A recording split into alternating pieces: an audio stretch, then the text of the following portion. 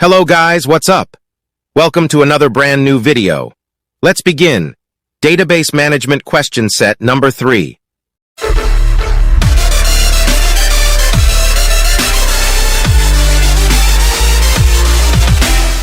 හරි අපි දැන් බලමු question set number 3 එකේදී අපිට හම්බෙලා තියෙන ප්‍රශ්නය මොකක්ද කියලා.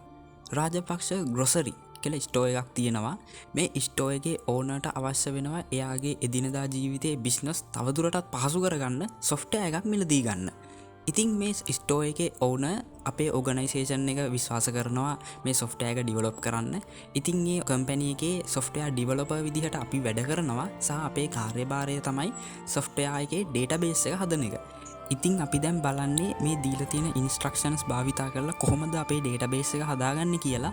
ඉතින් පළවෙනි එක විදිහට රාජපක්ෂ DB කියලා database එකක් හදන්න කියලා තියෙනවා ER diagram එකක. ඊට පස්සේ දෙවෙනියට ඒ database එක ඇතුලේ tables හදන්න කියලා තියෙනවා. customer table එකයි, product table එකයි, brand table එකයි.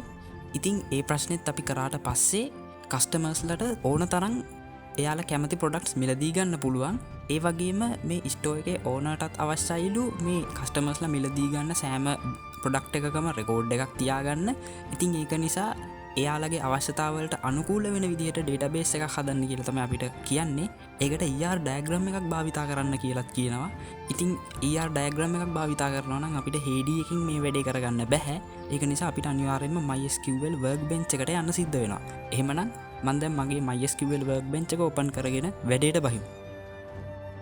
හරි දැන් මගේ MySQL Workbench එක මම මේ විදිහට open කරගන්නවා. මම මෙතන file new model වලට යනවා. මම එතන මගේ database එකේ name එක create කරගන්නයි හදන්නේ. මම ඒකට මේ mydb කියන එක double click කරලා රාජපක්ෂ db කියන name එක මේකට ඇතුළත් කරනවා. ඊට පස්සේ ඔයාලා මේ add diagram කියන එක click කරන්න.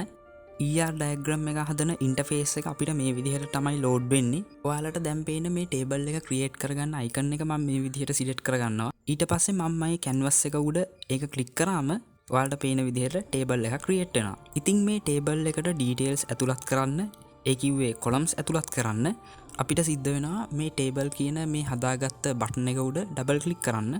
ඉතින් මම මේක customer කියලා rename කරගන්නවා. ඊට පස්සේ මම මේ table එකට මගේ columns ඇතුළත් කරනවා.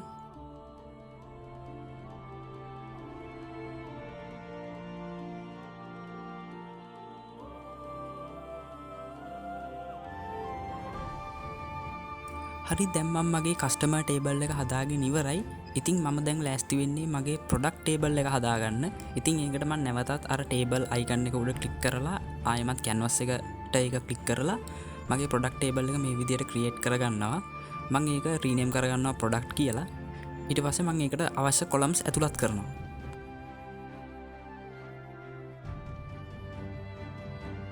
ඒ වැඩෙන් පස්සේ අපි යන්න හදන්නේ brand table එක ඇතුළත් කරගන්න.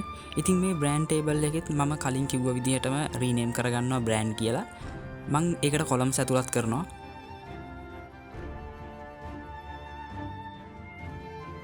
ඉතින් මේ විදිහට tables හදලා අපිට නිකන් ඉන්න බෑ. අනිවාර්යයෙන්ම අපිට මේ tables අතර relationships ගොඩනගන්න සිද්ධ වෙනවා. ඇත්තටම relationships වර්ග තුනක් තියෙනවා. one to one relationships, one to many relationships සහ many to many relationships. table දෙකක් අතර තියෙන relationship එක මොන වගේ relationship එකක්ද කියලා අඳුරගන්න අපිට කරන්න තියෙන්නේ එක පැත්තකින් එකක් ගන්න එක. මම උදාහරණයක් විදිහට මේ product සහ brand කියන tables දෙක ගන්නම්. ඉතින් මේ product කියන table එකෙන් අපි එකක් ගමු. එක product එකකට brand කීයක් තියෙනවද? එක product එකකට අනිවාර්යයෙන්ම තියෙන එක brand එකයි. ඒ වගේම අනිත් පැත්තත් හිතමු. brand කියන table එකෙන් එකක් ගමු. එක brand එකකට products කීයක් තියෙනවද? එක brand එකකට products ගොඩක් තියෙන්න පුළුවන්. එතකොට එක many කලින් ආවේ one. එතකොට අපිට ඉන්නේ one to many relationship එකක්.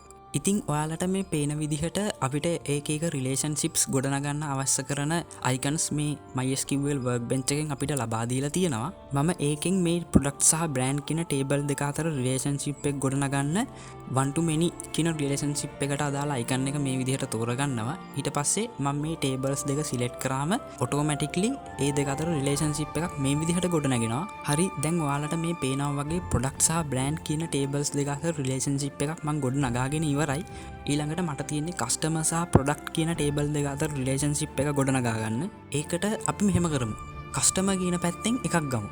එක customer කෙනෙකුට products කොච්චර මිලදී ගන්න පුළුවන්ද? ප්‍රශ්නෙන් අපිට කියලා තිබෙන කස්ටමර් කෙනෙකුට එයා කැමති තරම් ප්‍රොඩක්ට්ස් මිලදී ගන්න පුළුවන් කියලා. එතකොට අපි ප්‍රොඩක්ට් පැත්තෙන් හිතමු. එක ප්‍රොඩක්ට් එකකට කස්ටමර්ස්ලා කීයක් ඉන්න පුළුවන්ද? එක ප්‍රොඩක්ට් එකක් කැමති ප්‍රමාණයක් කස්ටමර්ස්ලට මිලදී ගන්න පුළුවන්.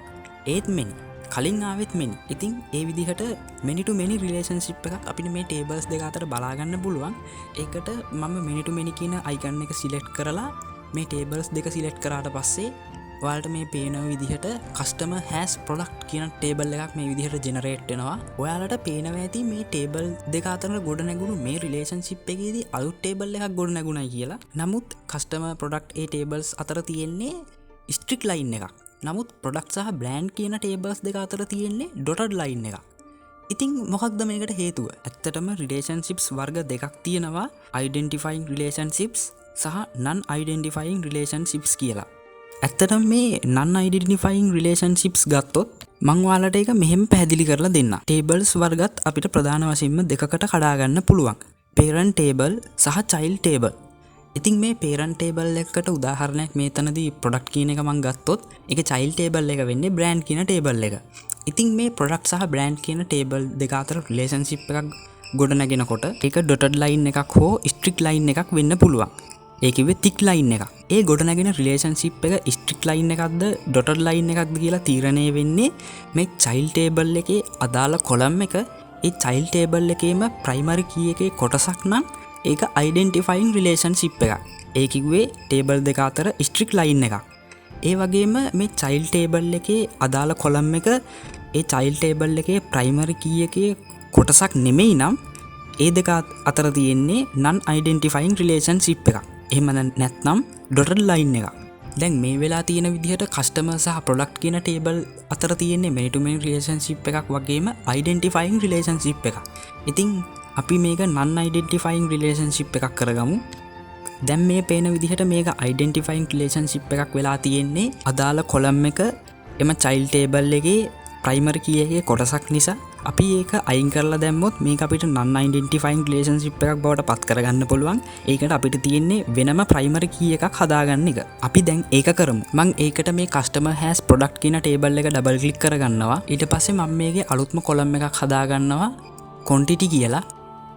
ඒ මට මේකේ ප්‍රමාණය දැනගන්න මම ඒකේ data type එක int වලට දාගන්නවා. ඊට පස්සේ මම id එකක් හදාගන්නවා. මම මේ විදිහට ඒ ID එක primary key එකක් බවට පත් කරගන්නවා. දැන් ඔක්කොම හරි. අපිට dotted lines විතරයි බලා ගන්න තියෙන්නේ. ඒ කියන්නේ non identifying relationships.